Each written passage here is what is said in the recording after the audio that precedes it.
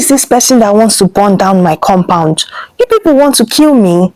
Is this place a village square? Ekaite, stop it immediately. Mr. Femi was the kind of man that if you greet him, "Good morning, sir," he would frown and ask you, "What is good about the morning?" He was never satisfied. Now in that compound, they live different kinds of tenants. First, we have Mr. and Mrs. Obong, a young married couple who had just moved from Calabar. They were gentle, always minding their business. The wife, Ekaite, cooked delicious afang soup that the aroma alone could make you forget your name. The husband, Joseph, worked in a construction company and often come back home late. Then there was Mr. Sam, a single banker, neat to the core, always ironing his shirt until you could use them as a mirror. It was quiet, but everyone knew bankers in Lagos barely had time. Then we have Miss Teni and her so-called cousin, Precious. But you trust their Goshians now. Their eyes are sharp. Tenant already knew they were not cousins, but lovers cohabiting. They quarreled today, kissed tomorrow, and make noise like the Nollywood soundtrack. And finally, there was Dari. Dari. If woman was an exam subject, that boy would have graduated with first class. He was a bachelor who never slept alone. Every other week, a new girlfriend. Slim, fat, short, he sampled them all. The neighbors called him Mr. Romantic, but to Mr. Femi, he was Mr. Disgrace. Now you see in this compound, everyone had their flaws, but what joined them together, like rice and beans, was their common enemy, the landlord, Mr. Femi. This man, he would come into the compound every morning with his pot belly protruding like a generator tank, his face squeezed like somebody that drank lime. He would complain about the gutter. "See the gutter, you people want to kill me with mosquito." He would complain about water. "The pumping machine is overworking. It is my light bill you people want to finish, abi?" He would complain about noise. "Somebody is laughing too much in this compound. Do you know that laughter can reduce the house value?" Imagine, oh, even laughter was a problem. But the worst part, whenever there was an issue that required money, maybe the borehole needed repair or the gate was falling, Mr. Femi would quickly disappear. When tenants gathered to contribute, he would say, "It's tenant's duty to maintain the building. My own is just to collect rent." Yet, at the end of every month, his eyes would shine like torchlight when it is time to collect his money. He was stingy, troublesome, and wicked. And my people, when you live under the roof of a wicked landlord, peace will pack its load and run away. But as the elders say, when a child washes his hands clean, he eats with elders. And when a landlord uses wickedness to cook soup, one day that soup will choke him. That day was coming for Mr. Femi, and it came faster than he expected. Life in the compound was like a Nollywood series. Every week, one new episode. At the center of all the wahala was still Mr. Femi. The man had a sharp tongue.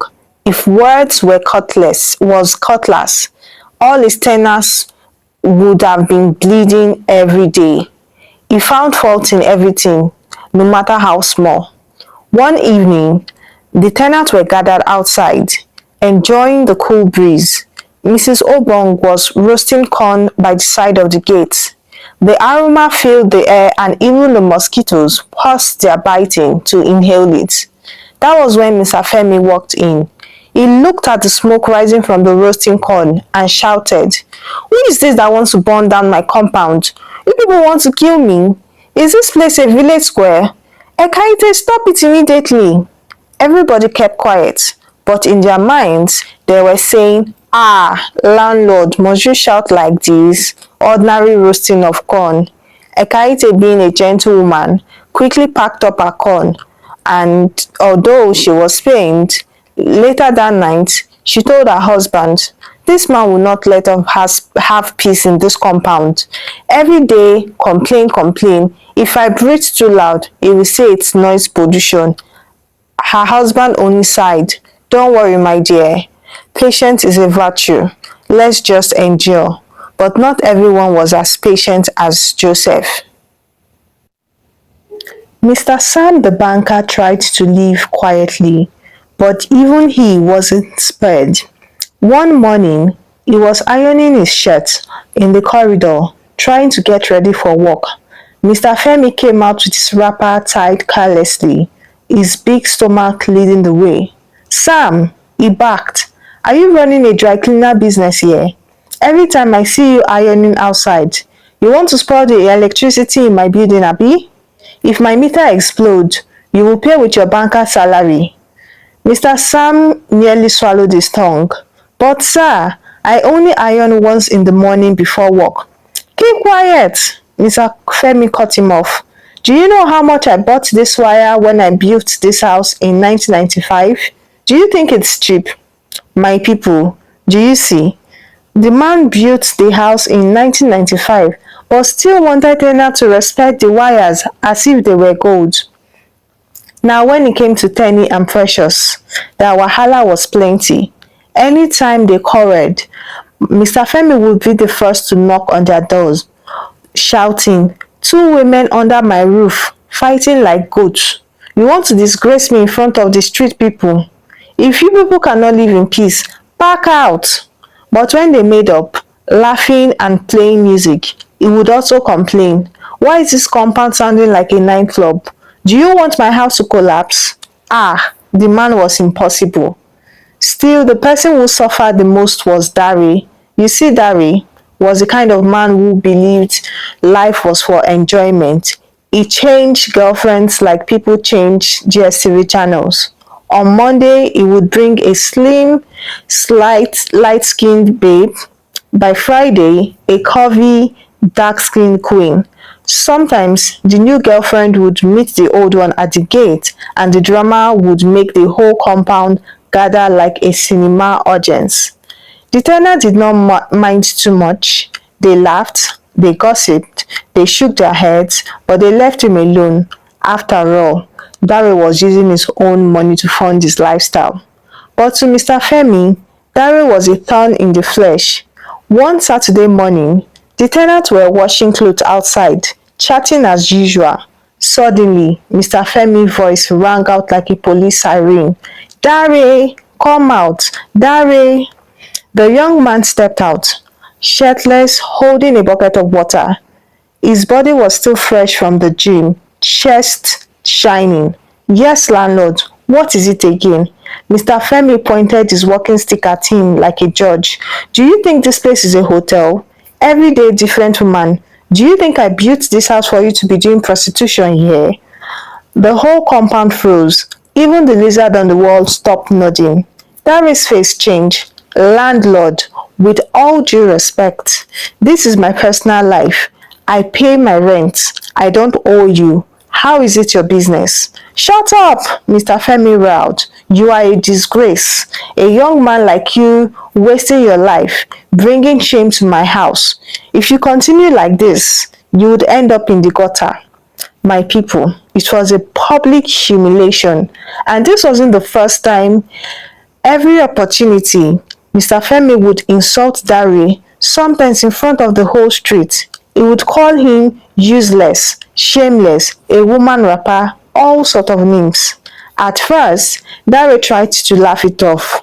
He would say, leave this old man, maybe he's jealous because he no longer gets attention from women.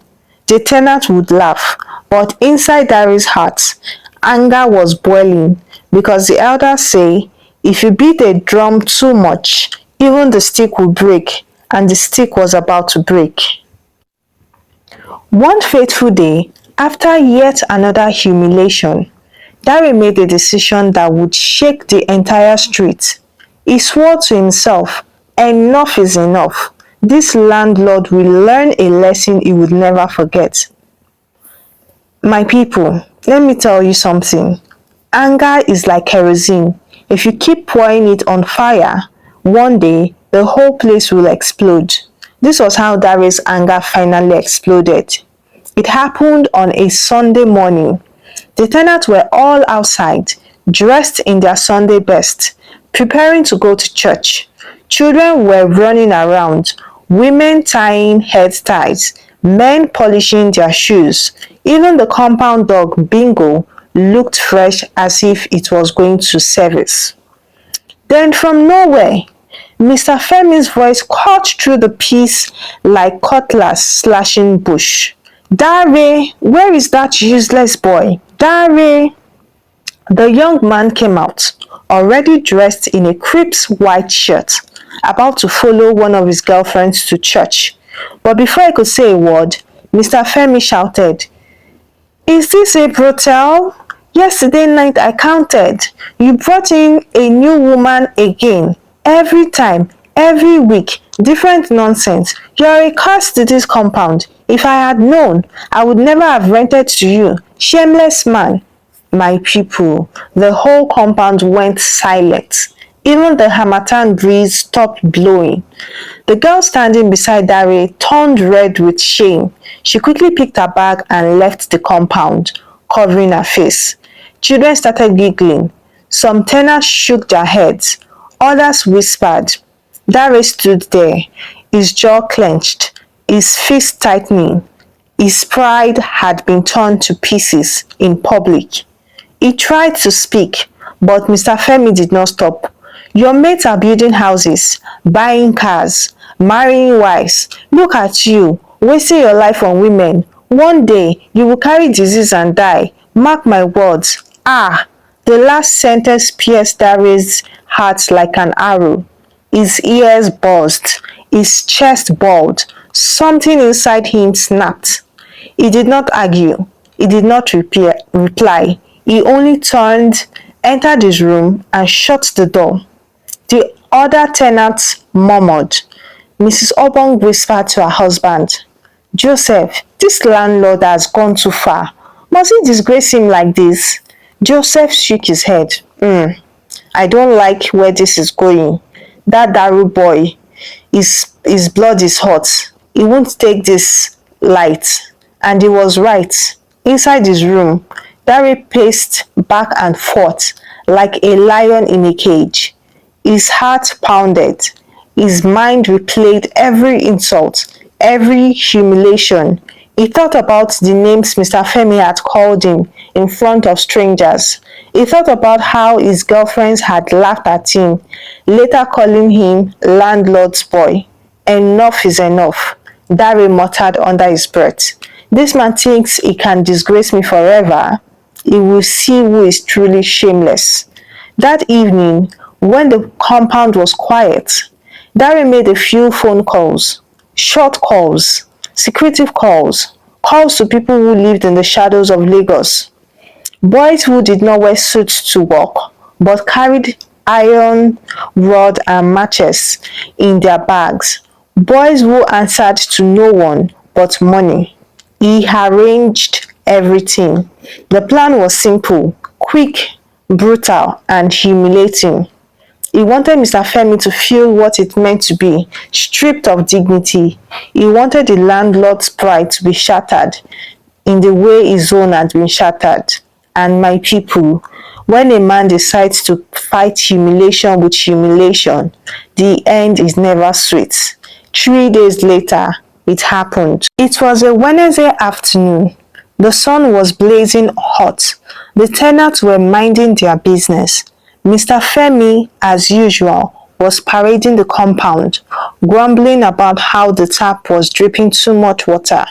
Suddenly, a group of rough-looking men entered the compound. Hoodlums, area boys. Their faces were hard, their voices loud. They did not greet anyone. They went straight to Mr. Femi. "Now you be landlord?" Their leader backed. Mr. Femi froze. Yes, I am. What is the problem? Who are you people?" Before he could finish, two of them grabbed him. One snatched away his walking stick. Another pushed him to the ground. The tenant screamed, "Ah, what is happening? Who are these people?" But nobody moved closer. Because in Lagos, when area boys are at work, even the bravest man becomes a spectator. They slapped Mr. Femi, they kicked him, they tore his shirt, he begged, he cried, but they did not stop.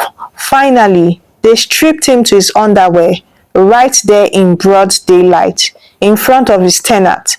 His neighbors, even passerbys on the street who stopped to watch. The once proud, arrogant landlord was now crawling on the floor, nearly naked, covering himself with his hands. The hoodlums laughed. One of them shouted, "So now you dey form oga for people. Today you go learn lesson." When they were done, they threw him out of the gate, still in his underwear, for the whole street to see. People shouted, children clapped, women covered their mouths in shock, and in the middle of the commotion, Dare stood at his window, quietly watching, his face expressionless. My people, that day, the mighty landlord of Lagos tasted humiliation hotter than pepper soup. From that day forward, something changed in him. He never raised his voice in the compound again. He stopped insulting the tenant. He stopped humiliating Dari. Anytime he entered the compound, he walked quietly, eyes down, mouth shut. The man had been broken. After that unforgettable Wednesday, the compound was never the same. Mr. Femi, the once dreaded landlord, became as quiet as water in a clay pot. He no longer shouted about the gutter, the pumping machine, or even laughter. In fact, when the tenant laughed too loud, he would just pass and pretend not to hear. The tenants noticed the change. At first, they were suspicious. Maybe he's planning another wicked move. They thought. But weeks passed, months rolled by, and Mr. Femi remained humble like soaked garri.